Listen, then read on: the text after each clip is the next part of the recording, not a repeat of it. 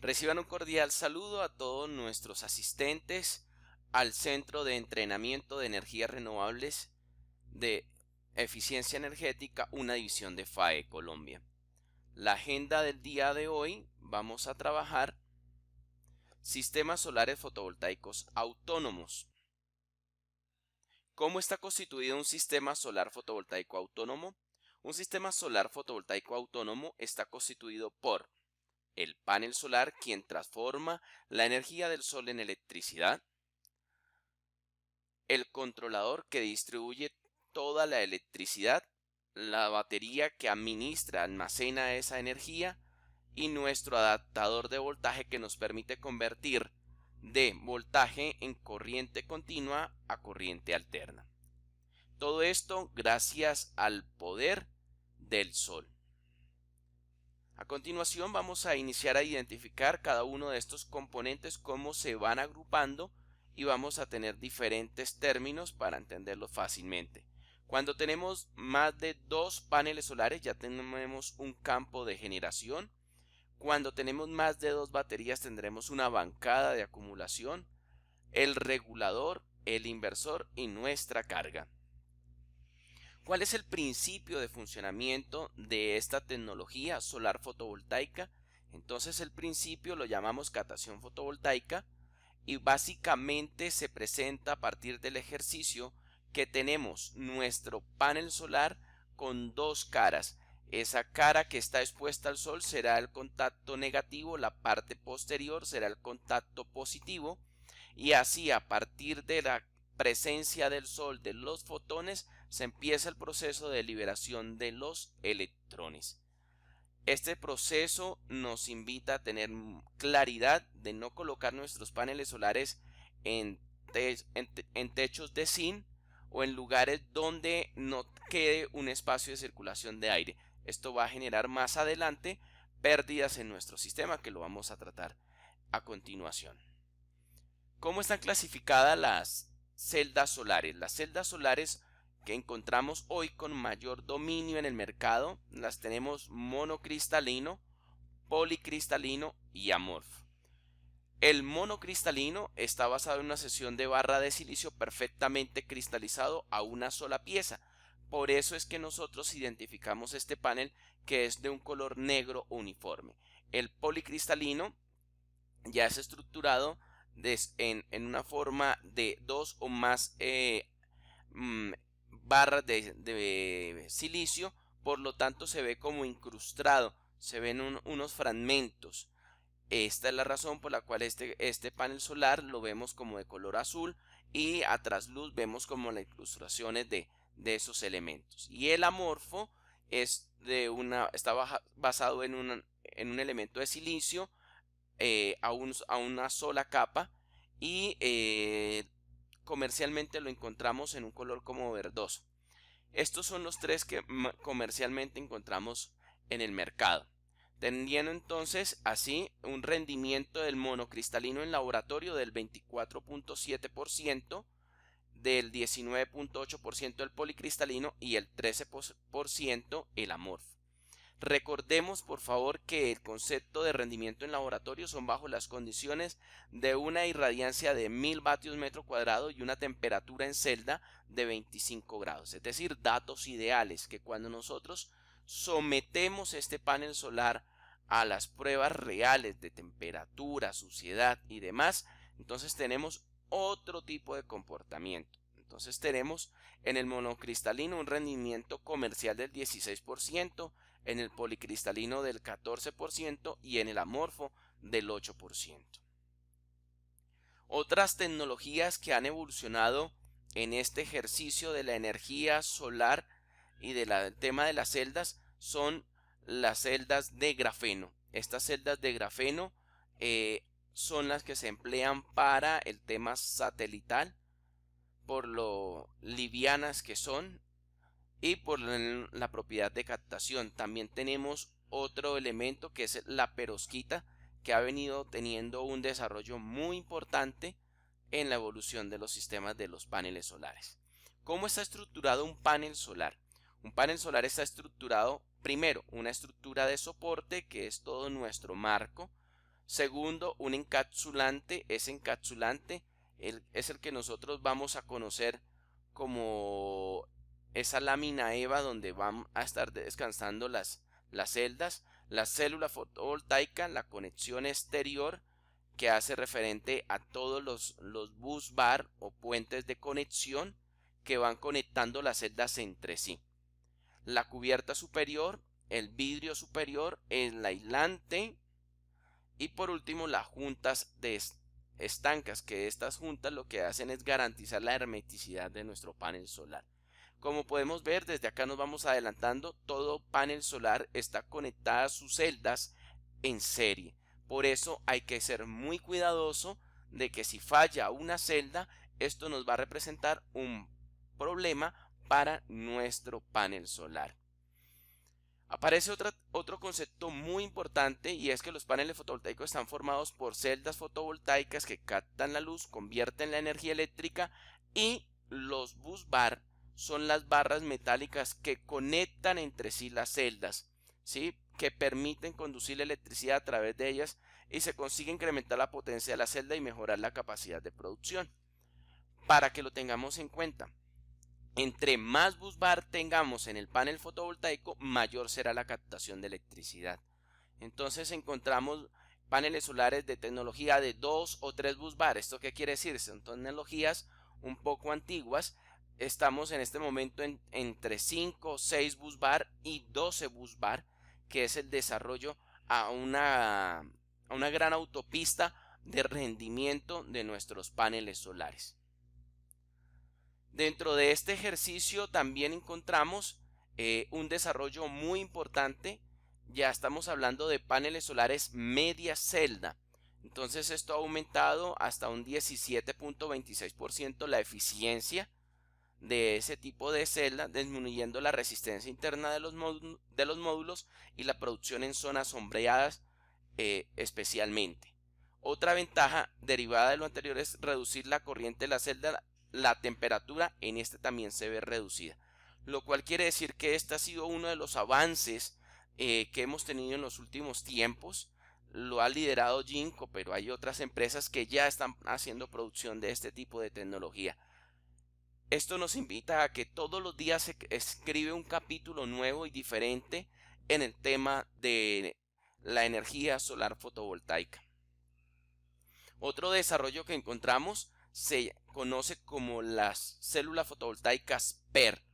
Las células fotovoltaicas PER es un concepto que ha venido evolucionando en los últimos años. Básicamente lo que permite es que los haces de luz infrarroja que no penetran hasta la capa de aluminio, sino que sean reflejados y permitan generar corriente entre la capa base y la emisora. Es decir, atrapar mayor cantidad de luz y aprovecharla al máximo. Este ha sido uno de los desarrollos en las últimas generaciones, por eso hoy tenemos en el mercado paneles solares monocristalinos PER, ¿sí? Ampliando a mayor rendimiento. Esto que nos permite que a estar logrando un proceso del 23.6% de rendimiento. Y todavía falta muchos capítulos por escribir. A mayor producción con irradiancia baja, a menor coeficiente de temperatura. Todos los días esta tecnología se está mejorando para lograr unos mayores rendimientos, mayores potencias en menor tamaño. ¿Cuáles son esos estándares de las fábricas de paneles solares a nivel mundial? Tenemos Kyocera, tenemos Trina Solar, tenemos Jinko y otras marcas. Vamos a hablar en particular de estas porque han sido evaluadas dentro de un desempeño de laboratorios. Aquí hay algo muy importante, y es tener claridad de que el hecho de que una marca esté registrada como Tier 1 no nos hace referencia de que su calidad sea la mejor. El Tier 1 es un concepto de, llamémoslo, de suficiencia económica para la producción y la fabricación de paneles solares. Entonces vemos que Trina Solar es uno de los productores más consistentes y de alta calidad, que ha presentado durante diferentes años, 2014, 2016, 2017, todas las pruebas y las ha pasado. Jinko también ha evolucionado en los últimos años vertiginosamente y ha presentado las pruebas, ha mostrado una mejora constante en todo su desempeño. Así les compartimos entonces unas estadísticas de desarrollo y evolución de pruebas de paneles solares, teniendo Astro Energy, BID, Jinko Solar, Kyocera, LONGi, NSP, las diferentes pruebas que han presentado en cuanto al laboratorio de servicios Grow. Que esto lo que nos permite es evaluar realmente con pruebas de laboratorio su rendimiento. ¿Cómo está constituido o cómo determino yo el voltaje de un panel solar? El BMP. Entonces este concepto es muy fácil de entender a partir del ejercicio de coger el número de celdas. En este caso tenemos 1, 2, 3, 4 celdas por 8. Lo cual quiere decir que este panel es un panel solar de 32 celdas. Al multiplicarlo por 0.5, que es el voltaje que me entrega cada celda, voy a obtener estos 16 voltios. ¿Sí? En ese ejercicio podemos identificar cualquier panel solar y compararlo bajo medición de voltaje de circuito abierto si estamos en ese parámetro cercano. La evolución de los paneles solares en los últimos años hemos encontrado que tenemos mayor potencia en menor tamaño. De igual manera, tenemos evoluciones como el ojo solar, que básicamente ¿qué es? Es la imitación del ojo, donde esta parte sería en nuestro colector donde se genera la energía. Y tenemos también la opción de lente Fresnel. El lente Fresnel es una propiedad que nos permite la concentración de la luz para un mayor rendimiento. ¿Cuáles son esos parámetros que encontramos en los paneles solares? Entonces los parámetros que encontramos en los paneles solares son la corriente de cortocircuito, es la intensidad que circula por el módulo al cortocircuitarse los bornes, es decir, cogemos los dos terminales positivo y negativo y los vamos a unir y con la pinza ampermétrica vamos a medir en ese punto. En ese momento vamos a tener nuestra corriente de cortocircuito. Es importante tener claridad que eso solo se debe hacer para la medición de un solo panel solar. Luego tenemos el voltaje de circuito abierto o el VOC, que es la máxima tensión que entrega el módulo cuando no tiene conectada ninguna carga en sus bornes, es decir, intensidad cero. Entonces medimos en ese terminal positivo y negativo en la escala de voltios y nos va a permitir determinar nuestro voltaje de circuito abierto.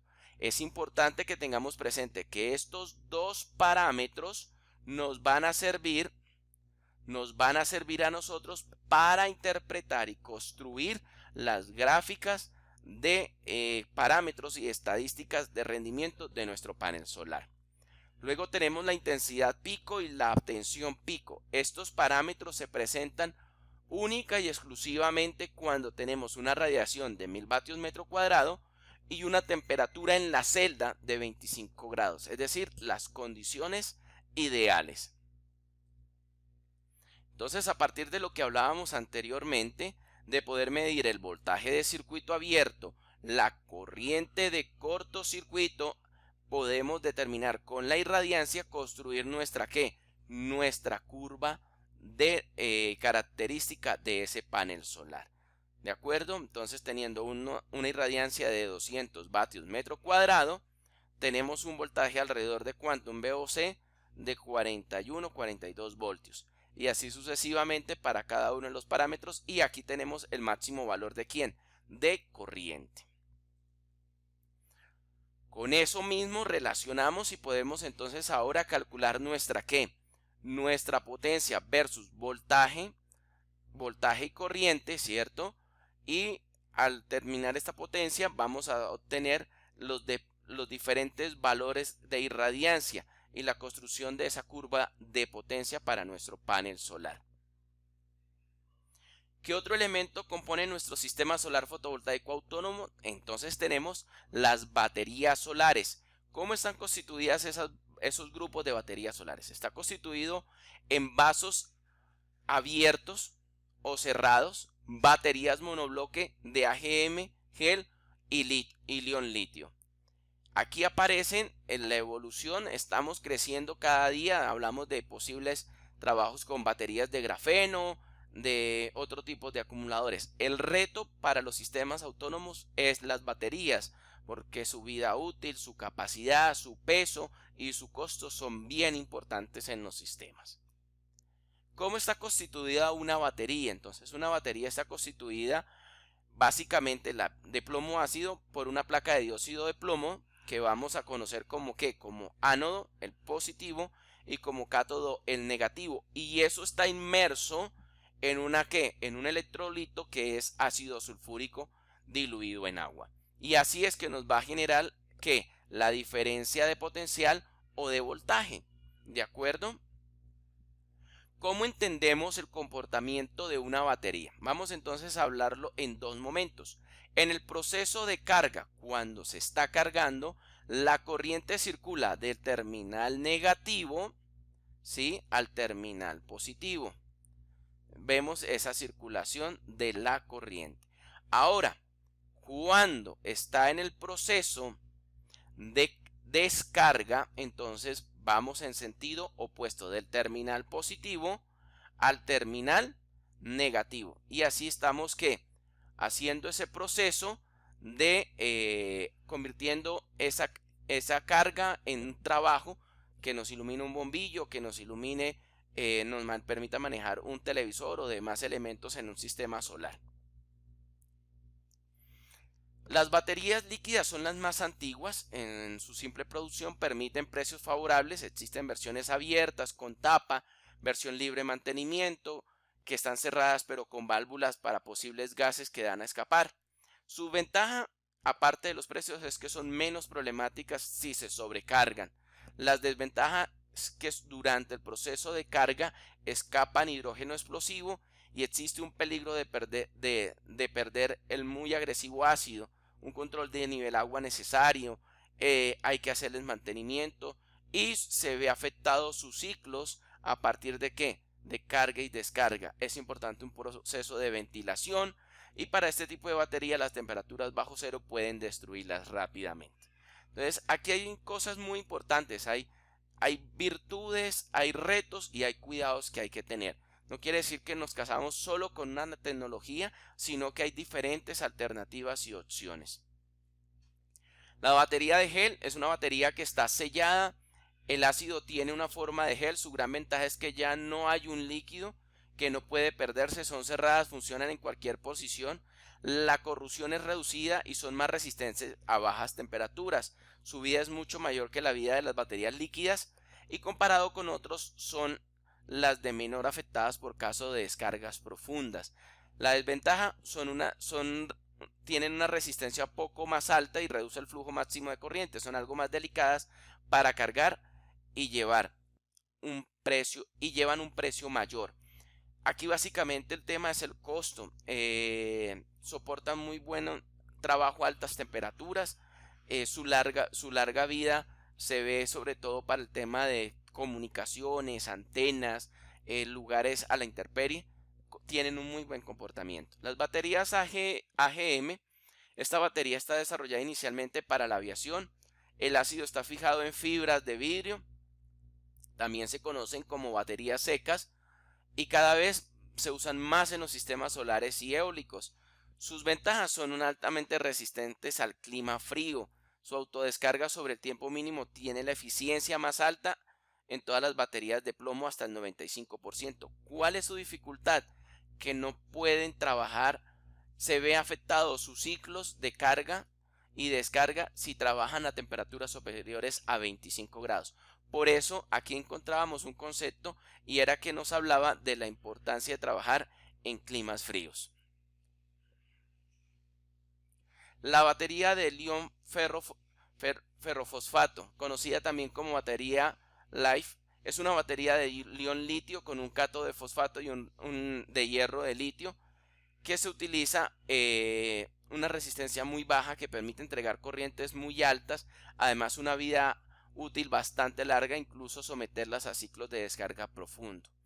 Esto es el reto hacia la nueva evolución de las baterías, permitiéndonos un desarrollo muy importante.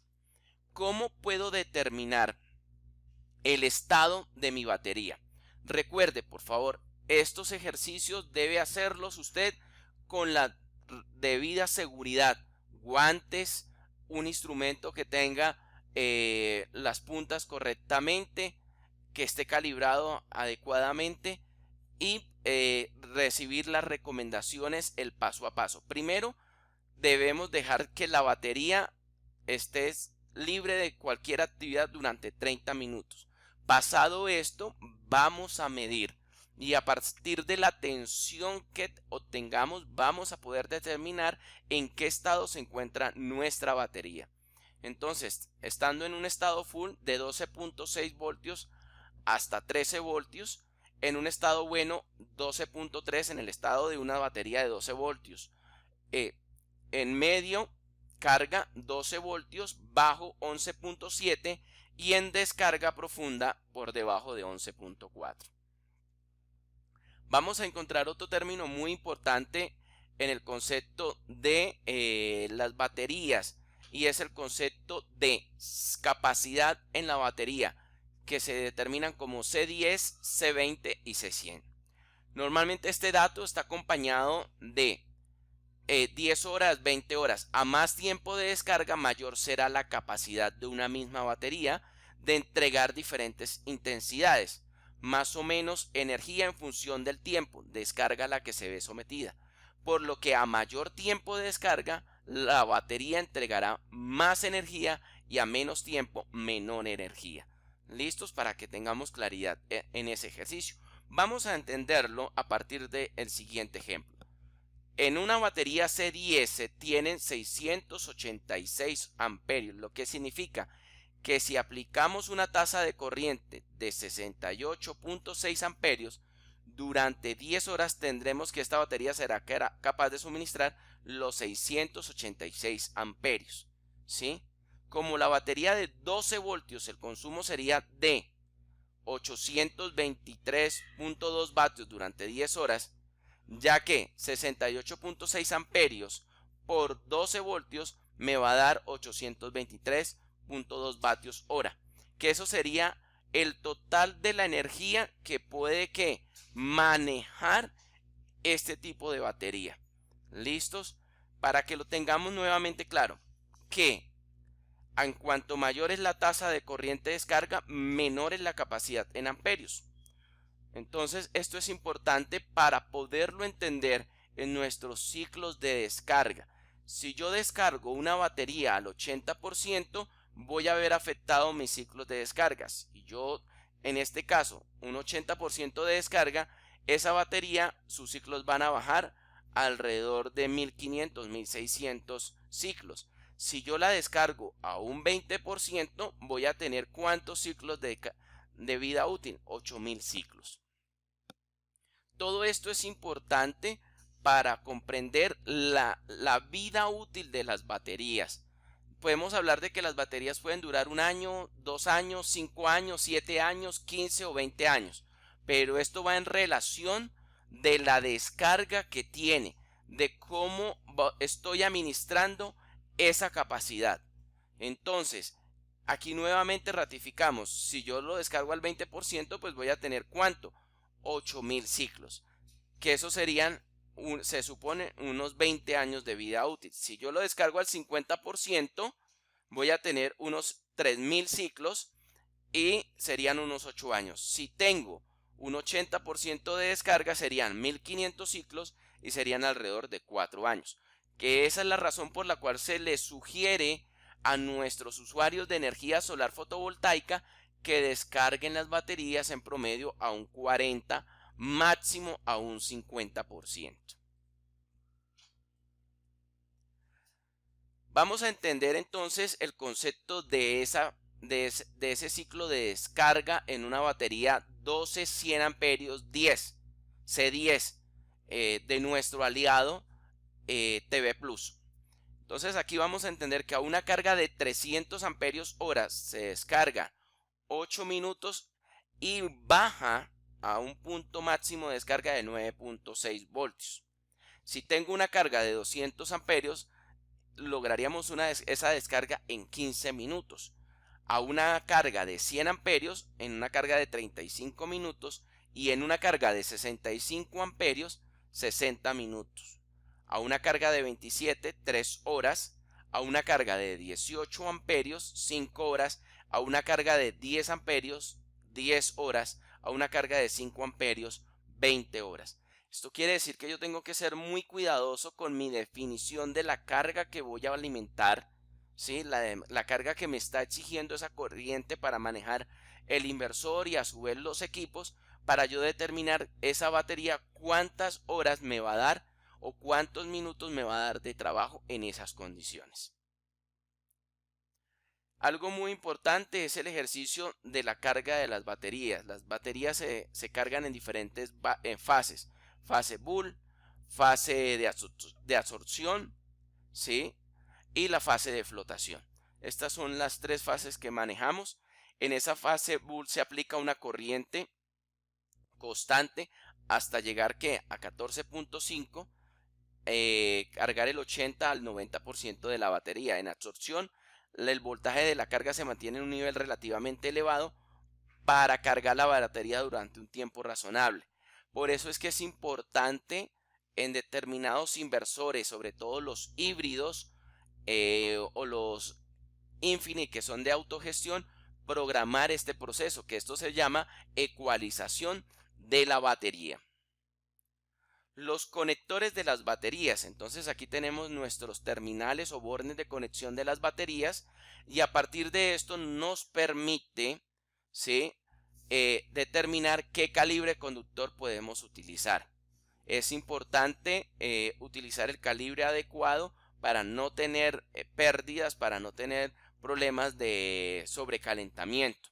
Entonces aquí tenemos para los calibres de conductores AWG versus la capacidad en amperios de las baterías.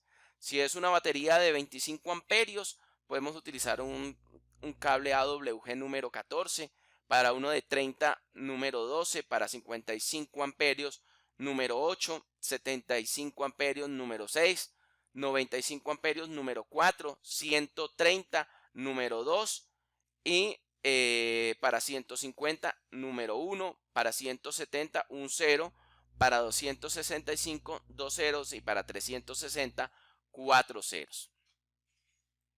Esto es importante tenerlo presente a la hora de armar nuestras bancadas de baterías para garantizar un muy buen contacto, un muy buen trabajo de estos puntos de conexión como lo son los conectores.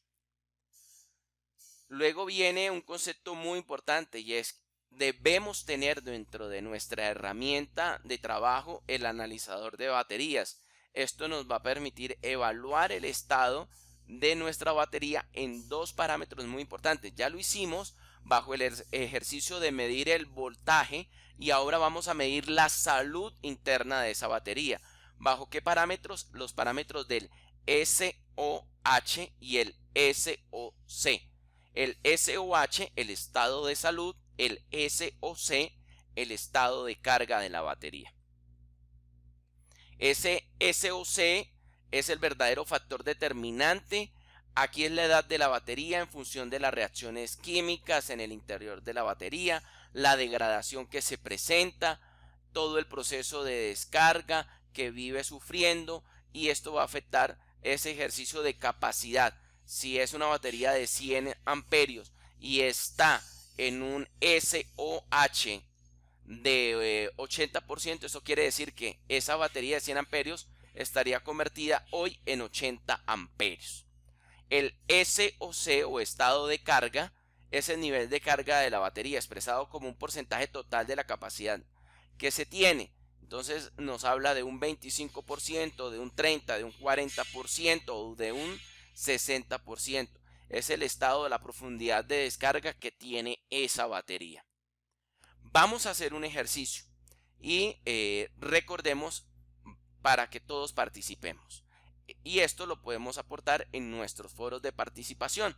Si una batería solar tiene 12 voltios y tiene una capacidad de 100 amperios, una descarga de 10 amperios constantes, ¿cuántas horas puede funcionar esta batería?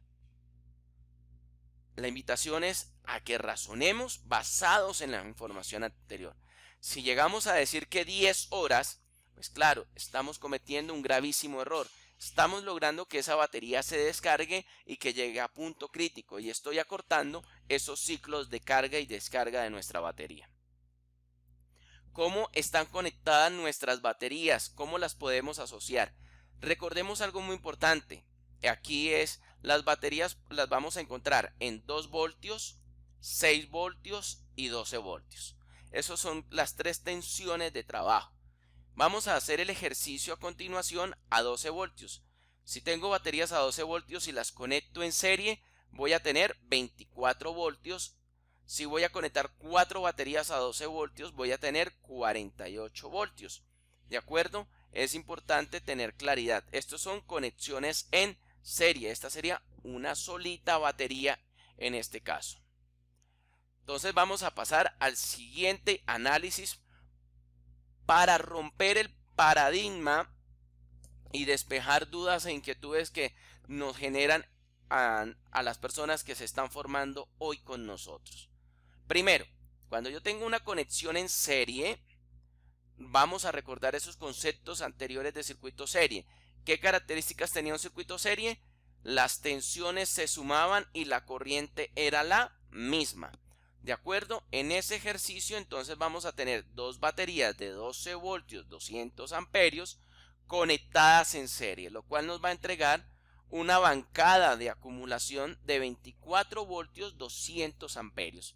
Esto es importante tenerlo claro porque algunos especulan diciendo que voy a tener 24 voltios, 400 amperios. Error. Eso no es así. Son 12 voltios, 24 voltios, 200 amperios. Si este mismo ejercicio, me regreso, cuando diseñamos nuestros sistemas solares, podemos conectar baterías en serie sin ningún problema porque las está atravesando la misma corriente y circulan y se mantienen en ese ejercicio. Cuando no funcionan, pues ellas se van a mantener en reposo. Cuando no funcionan es cuando no les estoy pidiendo carga. Entonces la conexión en serie para sistemas solares se puede utilizar correctamente sin ninguna dificultad. Vamos a mirar que la conexión en paralelo ya nos empieza a mostrar unas limitantes. ¿Cuáles son las limitantes que tiene la conexión en paralelo? La conexión en paralelo tiene la limitante de problemas de sobrecarga. Como las celdas de las baterías no tienen la misma tensión en el conjunto, alcanzan tensiones finales de carga con unas celdas que sobrepasan tensiones, y este proceso estresa las celdas y produce mayor gasificación, es decir, van a producir unas mayor desgaste que otras baterías. Por eso es que cuando montamos paralelos, al cabo del tiempo encontramos de que una o dos baterías están presentando fallas y las otras están correctamente. Recuerde, si se le daña una batería de su bancada, no debe cambiarla y poner una nueva, porque se va a dañar esa nueva que usted colocó, va a generar un efecto reflejo en su sistema. Tiene que procederse a hacer un ejercicio paulatino para hacer el cambio total de su bancada de baterías. Los problemas de descarga baja. Por el mismo motivo, el conjunto puede alcanzar tensión final de carga. Cuando una celda siempre está por debajo de la tensión, este proceso produce una sulfatación mayor en estas celdas y acortan la vida útil de las baterías. Por lo tanto, se debe tener cuidado y se debe dimensionar muy bien y evitar al máximo la conexión de sistemas de acumulación en paralelo. En este caso, cuando tenemos baterías en paralelo, tendremos el mismo voltaje, 12 voltios, y ahora sí se duplica el amperaje, que en este caso serían 400 amperios. Vamos a determinar ese concepto de las diferentes vidas útiles de nuestras baterías. Entonces tenemos las baterías monobloc de plomo ácido abiertas.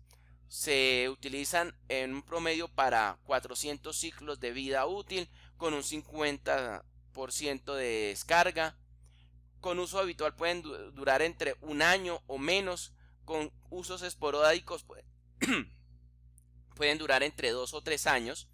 Las baterías monobloque, que sean AGM o GEL, tienen una esperanza de vida entre 2 a 5 años con un 50% de descarga.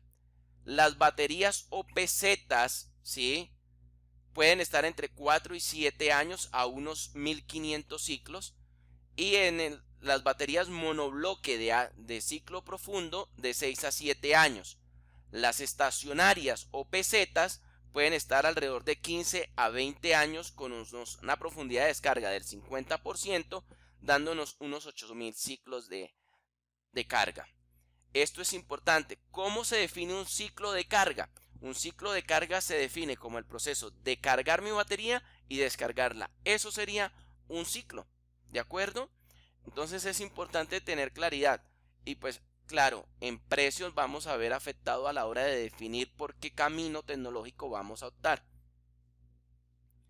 ¿Cuáles son esos parámetros de seguridad que debemos tener con nuestras baterías? Usar siempre ropa o guantes de protección, no fumar cerca las baterías, mantener chispas, llamas o objetos metálicos alejados de las baterías, utilizar una llave con agarradera aislante al conectar las baterías, y el electrolito es una solución de ácido y agua. Evitar el contacto con la piel. Si el ácido entra en contacto con la piel o los ojos, enjuáguelos con abundante agua inmediatamente. Es un elemento de mucho cuidado. Es un elemento en los sistemas solares que nos exige un reto y un compromiso. Desde nuestro aliado, que es la tienda solar de FAE Colombia, estamos implementando un programa de recuperación de baterías. Traiga su batería usada y con gusto recibirá un bono de descuento. Así se compromete nuestro aliado de la tienda solar, una división de FAE Colombia, en ese proceso ambiental de cuidado con el medio ambiente.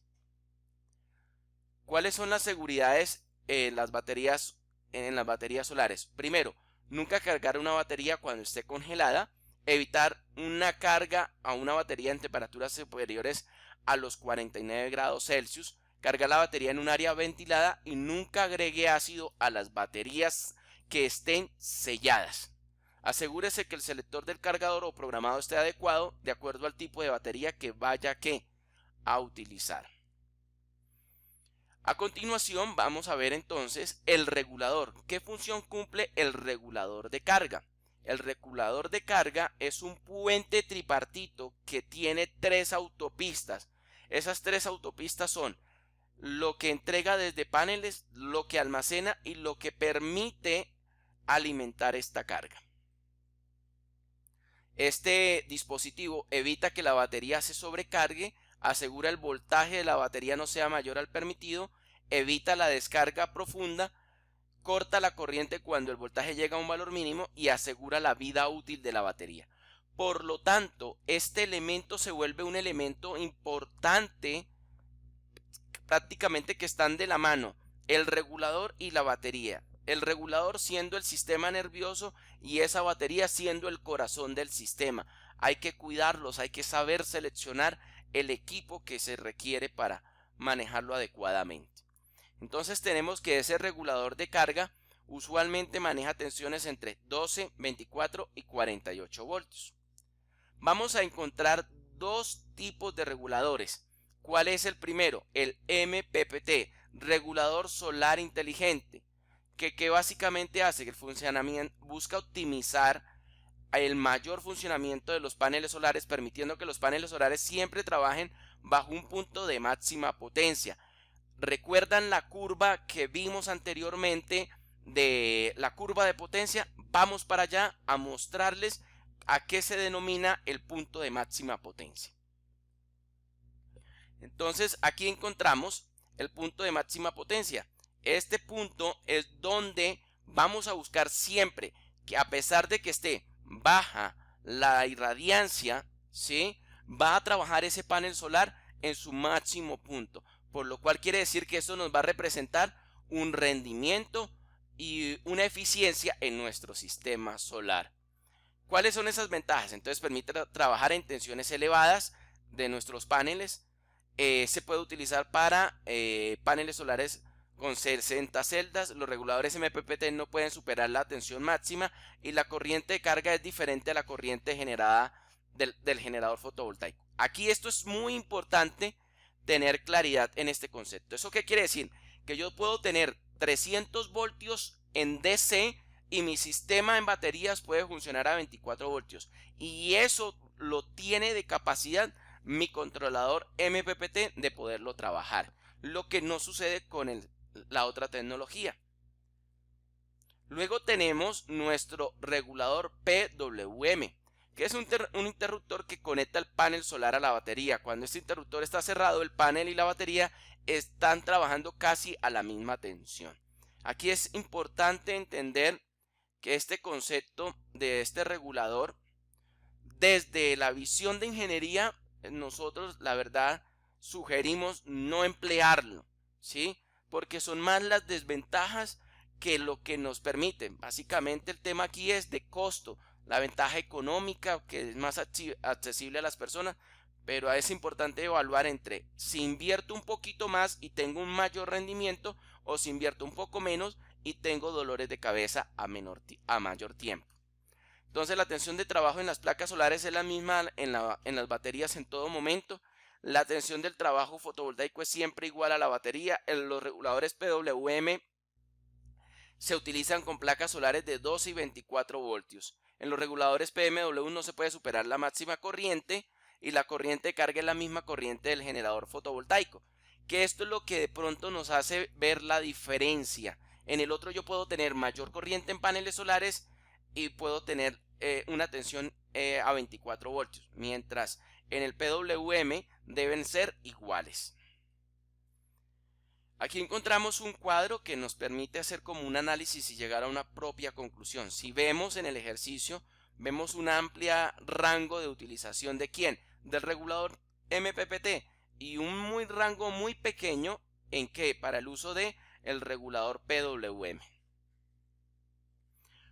¿Cómo se conecta un regulador solar en el momento que quiero instalar mi sistema solar fotovoltaico? Entonces lo voy a conectar de la siguiente manera. Primero, voy a conectar las baterías ¿a quién? Al regulador, recordando que debo pasar primero por protecciones, ¿no? En este caso, fusibles. En este ejercicio vamos a entender de que cuando yo le coloco la batería al regulador me va a permitir básicamente que el regulador se prepare a la tensión de trabajo, ¿sí? Luego voy a conectar el panel solar o el campo generador a bornes del regulador pasando por DPS, protección, fusibles a nuestro sistema. Voy adelantándome para luego hablar de cada uno de esos elementos de protección que a continuación nos vamos a determinar. Entonces ya a partir de este momento ya tengo quien me carga, quien me genera energía y quien me la acumula. Hay que tener un cuidado al momento de conectar ese campo generador. Y luego por último voy a conectar mi carga. Aquí aparecen entonces los tipos de inversores. ¿Qué tipo de inversores manejo? Manejo inversor de onda pura y de onda modificada. Que aquí también aparece un reto muy importante. Nosotros desde FAE Colombia en el área de ingeniería le explicamos a nuestra comunidad educativa que esta es una de las grandes ventajas del Centro de Entrenamiento de Energías Renovables y de Eficiencia Energética de FAE Colombia, y es que nosotros formamos desde lo que hemos vivido en la experiencia práctica, no solamente desde los modelos teóricos ni desde el aula académica, sino desde el campo de allá de estar montando y desarrollando soluciones por toda Colombia. En este ejercicio nos permite entender de que el inversor de onda pura tiene un mayor rendimiento, mientras el inversor de onda modificada presenta una señal cuadrada donde su BRMS, es decir, su voltaje medio eficaz o de voltaje de medición con su multímetro, usted se encuentra que aquí tiene una tensión de 99 voltios, mientras acá tiene una tensión de 120 voltios. Por eso es importante tener claridad y es una recomendación. Tenga cuidado cuando usted carga sus celulares en autobuses porque usualmente esta tensión de estos equipos no es de 120 voltios, es de 99 o menos, lo cual quiere decir que es un equipo de onda modificada. ¿Cuáles son los parámetros que tiene un inversor solar? Entonces tenemos una tensión de entrada que puede estar por un 15% por encima o por debajo, la forma de onda de salida, la potencia nominal. En esta potencia nominal hay que tener presente algo, y es que se puede sobrecargar en 16 milisegundos hasta un 200%, es decir, en un tiempo muy corto puedo tener una sobrecarga. Luego tengo una tensión de salida que puede estar por un 5% por encima o por debajo en onda pura, y en un 10% por encima o por debajo en onda modificada.